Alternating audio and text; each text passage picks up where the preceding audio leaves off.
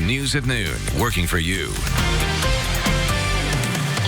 Restaurants in Indianapolis are now open for sit-down customers, but only if they sit in the sunshine. The slow reopening from the pandemic also includes some shutdowns that some business owners say will leave them shut out. Well, the city of Indianapolis has closed portions of several streets to allow those restaurants more space for outdoor seating.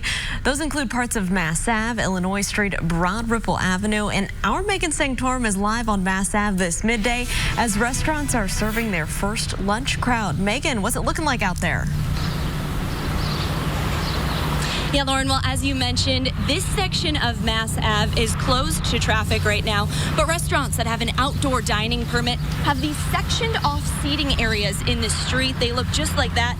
We saw a couple of people over at Garden Table for brunch, but right now it is still pretty quiet. I spoke with some restaurant managers in this area. They tell me they expect crowds to grow slowly throughout the day, and they're planning on tomorrow being a bigger day, especially if the weather is nice. Restaurants have certain guidelines from the city they must follow. In addition to only offering outdoor seating, they must operate at 50% capacity or less. Groups are limited to 6 people or fewer. Many restaurants are also asking people to wear masks when they can, or if they go inside to use the restroom. You'll also notice more space between tables than you're used to seeing.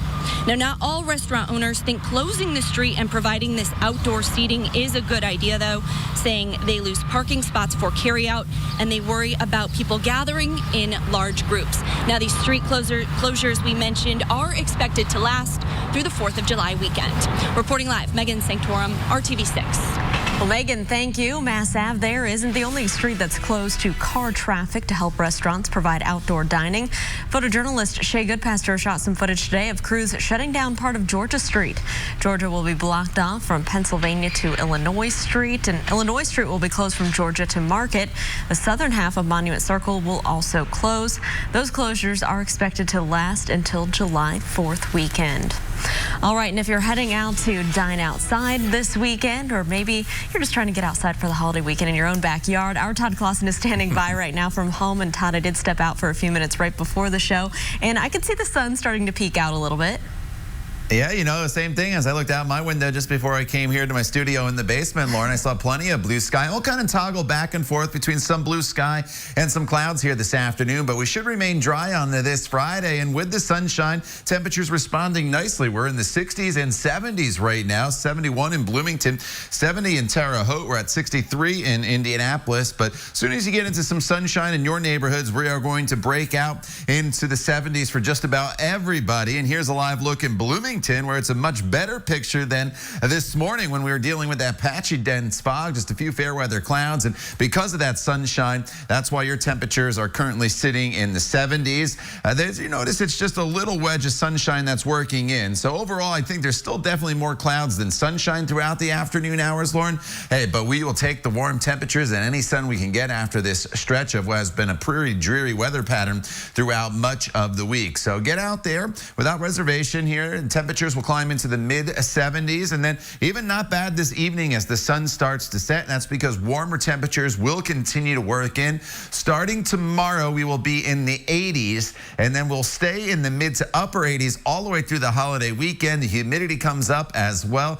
It's going to feel more like it's in the 90s when you factor in those heat index values. With that, though, will come the chance of some rain. We'll talk more about that coming up in just a little bit. All right, Todd, thank you so much. Well, the state's COVID-19 numbers have been updated this midday by the state health department. The number of new deaths reported is down. 27 new deaths from the coronavirus were confirmed by the state. Indiana has more than 1,900 deaths when you add the probable COVID-19 deaths. The state has also surpassed 30,000 total cases since this pandemic began, and we're going to get an update from Governor Holcomb this afternoon. You can watch that at 2:30 today here on RTV6 as well as the IndyChannel.com. The pandemic has taken a toll on the economy, and there's more evidence of that in the new state unemployment numbers out today. Indiana's unemployment rate for the month of April is 5 times higher than the rate in March. April's unemployment rate of 16.9% is the highest in state's history. It's a remarkable jump from the March rate of just 3.6%. The rate could go even higher this month as tens of thousands of Hoosiers have continued to apply for unemployment benefits in May. As the economy slowly reopens, some people are allowed to go back to work, but many others are not getting their jobs back. And some of those people are still waiting for their unemployment benefits. Rebecca Robinson is an artist, and she makes her living through art shows and contract work. She says she filed for benefits about a month ago through the Pandemic Unemployment Assistance Program. So far, she has not received any money or any answers.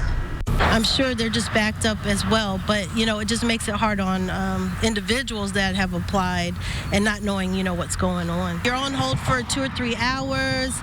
They transfer you. Next thing the most frustrating thing is when the call disconnects and you have to start all over. RTV6 reached out to the Department of Workforce Development, and a spokesperson tells us that call wait times are getting shorter because staff members are able to look up specific cases. He also tells us that 80% of the claims are processed in the normal 21-day waiting period. Others are either not eligible or there may be an issue that needs to be investigated. You can find out more unemployment resources for you on our website. Just go to theindychannel.com.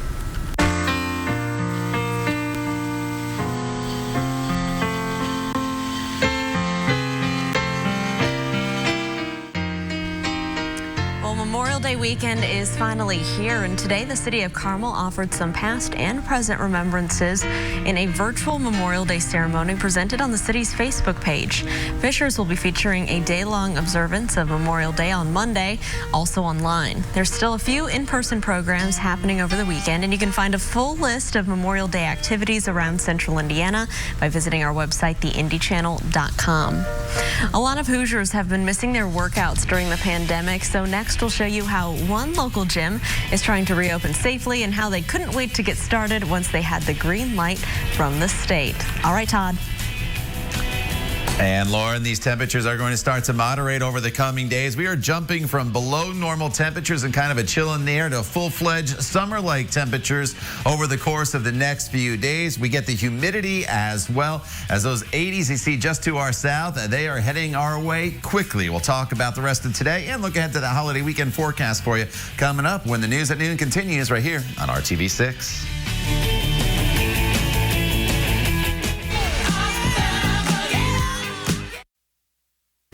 Well, they're still closed in Marion, Monroe, Cass, and Lake counties, but gyms in other counties were allowed to reopen today. One owner was so excited to get back to business, she opened the doors the minute she was allowed, and that was at 12:01 a.m. Our Alyssa Donovan has that story.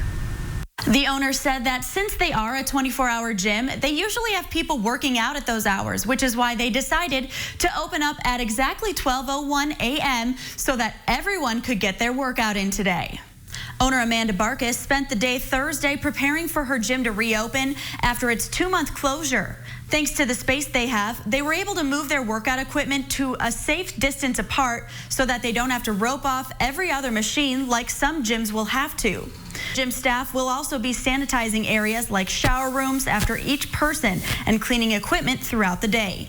Barkus says their decision to open right away was met with positivity from their clients. I'm kind of excited. I think everyone is, looking forward to just being back in the gym and seeing their friends again, even if that means, social distancing, is still being able to have face-to-face conversations. The gym is running a special right now for those whose regular gyms are maybe not open quite yet. A 3-month membership for $150. The owner says right now they're going to have their gym staff members wearing masks according to CDC guidelines, but people coming in to work out will not be required to. I'm Alyssa Donovan, RTV6. Alyssa, thank you. Well, the number of child abuse reports in Indiana is down, but child advocates say that may not be a good thing. Coming up, how they're trying to protect kids in Indiana during this pandemic. Now let's take a live look outside right now from a Weather Now camera from here in downtown Indy. Some big white puffy clouds up ahead, but blue skies peeking through. Todd Clausen will have your forecast for the rest of your Friday and look ahead to your holiday weekend. That's all coming up right here on the News at Noon. Stick around. PopPerfect.com. We know that kids are really struggling right now and they're isolated and they need an outlet to ask for help. The number of child abuse reports in Indiana is down, and that may sound like a good thing, but it's probably not. It actually has child advocacy centers really concerned. Our Nicole Griffin is finding out a partnership with advocates in local schools is aiming to let children know that there are still trusted adults they can turn to.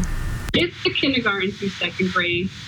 Kids that keep me up at night. 2 weeks into the pandemic, Dr. Laura Del Vecchio, the director of student learning for Plainfield Community School Corporation, realized more needed to be done to protect students while they are staying at home. You know, you hear that reports are down, reports of child abuse, child neglect, domestic violence, and that's because the key people who make the reports, schools, community members, churches, daycare, are not seeing kids. And we know it's not because child abuse is not occurring. During the pandemic, calls to the state's child abuse and neglect hotline are down more than 40% compared to April of 2019. That is why Susie's Place, a child advocacy center, developed a partnership with 7 local schools to reach children at home through e-learning. This campaign started where we were driving it as a school district. We kept using the hashtag In This Together because we really are. During the pandemic, Plainfield schools teamed up with Susie's Place, the town of Plainfield, and Sheltering Wings, a domestic violence nonprofit, sending home safety reminders in every lunch bag. And so we're teaching them how to be aware, to spot red flags. Like, you know, when you get that funny feeling in your stomach and you know something's not right, you need to move away from that. We teach them how to report and identify safe, trusted adults. And we teach them that no matter what happens when it comes to abuse, there is no blame against them and no shame. Plainfield schools are now out for the summer, but the message remains the same. School leaders want community members to be on the lookout for signs of child abuse and domestic violence. When their feeding program starts back up on June 1st, they will be handing out safety information like the body safety rules to children in their lunch bags. Working for you, Nicole Griffin, RTV6. Nicole, thank you. Well, throughout the summer, students at Plainfield can still reach out to their counselors. If you do suspect that a child is being mistreated, please call the Indiana Department of Child Services. That number is 1-800-800-5556 to make a report. Again, it is 1-800-800-5556. It's at the bottom of your screen, and you can report anonymously. It is time to take a turn right now to our forecast, and Todd Klosk is standing by from home. And Todd, I bet a lot of people have plans, maybe some yard work, some grilling out to do this weekend. What can they expect in the weather department? You know, you'll fit it all in. You'll just have to be a little cautious, I think, Lauren, as we get into the latter half of the weekend for some spotty storms in the afternoon. The best time to mow probably today because it's a little cooler with really no threat of any rainfall. But 6 out of the next 7 days, the exception being today, is going to be in the 80s. And you will notice the humidity. That is going to come way up across the area as we get into Memorial Day. And there's the chance of storms that I mentioned. So here's a look of what's happening as far as the rain chance. There could be a stray shower today, so it's probably not completely none, but I didn't want to put it in the slight category. Tomorrow, just a few spotty storms, and then the rain chances kind of ramp up. So if you pull up that app on your phone, I know it shows thunderstorms. I deal with this all the time with people showing me and telling me and asking me. It's not going to rain the entire weekend, so don't trust those. The temperatures right now are in the 60s and 70s. As soon as you get into the sunshine here, your temperatures will jump up into the 70s, and we've gotten into that sunshine in Bloomington and Lafayette. Now, once it does go sunny, it's not going to stay that way the entire time, as we'll kind of toggle back and forth between some clouds and some sunshine. The problem is once you do get into the sunshine, there will be the opportunity for a shower to quickly flare up, like you see this one just to the east of Greenfield right now. So that's what I mean by the rain chances are not 0 today, but it's just going to be a little shower here and there that will move through very quickly if you do see one at all. But the overall weather pattern here is going to turn into that summertime pattern in which we're going to build in storms mainly during the peak heating of the day. This is TrueCast for today, and you see again there's not a whole lot going on, so I would carry on with plans. Tomorrow we're up to about 84. It's just a spot storm chance tomorrow, and then they ramp up, as I mentioned. But Monday, 87 degrees with high humidity. You factor in that humidity, it's easily going to feel like it's in the 90s. So many of you will be turning your air conditioners on for the first time here, most likely this spring season. As we go into Saturday, here is TrueCast. You notice by noon, a couple isolated storms during the peak heating of the day. A couple more will pop up, and then they'll move on. The evening hours are dry, so it's no all-day rains whatsoever in the forecast, either for Saturday or Sunday. It's a little bit of a different ball game as we get into Monday and then Tuesday and Wednesday, but I do think most of the holiday weekend here, Lauren, is going to be mainly dry, allowing you to enjoy these warm and muggy conditions. But then next week, Tuesday and Wednesday especially, these storms do become a little more numerous. But until then, enjoy this nice warm-up. We deserve it after what we've been through so far here this week. I agree, Todd. Thank you so much. Well, as dining rooms open up at restaurants all across our area, many people are ready to head back out for dinner and maybe a good beer to go with it. So one place that really has the best of both worlds is down in Greenwood. As Brad Brown shows us, they've been brewing up success for a long time. Down in Greenwood, the OB is one of the OGs of Indiana's craft brewing industry. You know, when this first happened, my brewers were skeptical how much beer they need to brew. Then 2 weeks into it, they were scurrying to make a bunch more beer because we were going through so fast. Oak and Barrel was able to make the quick adjustment to carry out service only. Now they're welcoming customers back into their dining room, and the vibe is coming back as well.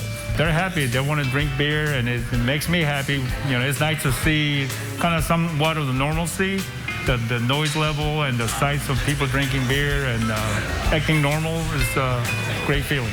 For more than 25 years, Oak and Barrel has been brewing up some of Indiana's best beers. Owner Quan Casey and his staff were able to weather through the past 8 weeks. We've done some great marketing, and our regular customers appreciate it. They come get their growler and 6-packs, and people have been buying kegs and stuff, so we've been good. The Oak and Barrel team is also giving back to those working on the front lines. Quan has a personal connection, and his generosity has spread throughout the Greenwood community. I have a daughter who's a nurse at a hospital in Texas. And I don't know what she's going through with ICU units. And I have such a close ties with a Franciscan hospital here in Indy. And I wanted to do something for the nurses. And that kind of started a chain reaction. Other business people say, hey, I'm helping you, I'm helping the nurses. Let me pay for next meal. So we've been doing a lot of meals. The suds and the smiles are coming back. Hopefully a little more with each week ahead. I emphasize to my staff and my customers, you know, it's baby steps. We don't want to mess it up. We want to keep the numbers flat and going down so we can continue doing this until we get back to fully, you know, open 100%. Working for you in Greenwood, Brad Brown, RTV6. Nights at 5:30.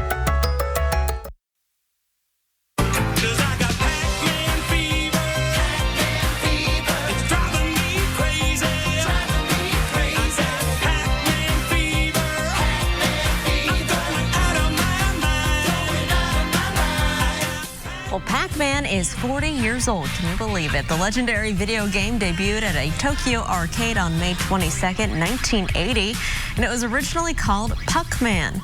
But the game's American distributor feared that kids would change the P to, well, another letter on the marquee.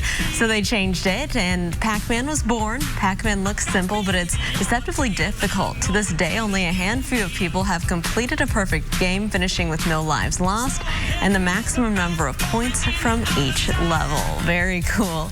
All right, Todd, let's get one more check of our holiday weekend forecast. Those ghosts, they just move so fast, Lauren. I remember playing that game in the 80s, and those ghosts always seem to catch you. All right, here we go. 75 today with partly to mostly cloudy skies. Just some spotty storms tomorrow in the afternoon and again on Sunday, but not a washout. Plenty of dry hours, mid-80s, and then very warm and very humid. Heat index values Monday through much of next week will be in the 90s in the afternoon, and with that heat and humidity will come the chance of storms, again, mainly during the peak heating of the day. So no days of washout, but the storms definitely more numerous once we get past Memorial Day, and I hope you have a great and happy Memorial Day weekend. All right, Todd, thank you so much, and thanks for making RTV6 your choice for news. We hope you come back and join us here at 5 o'clock. Have a great Friday and a great holiday weekend.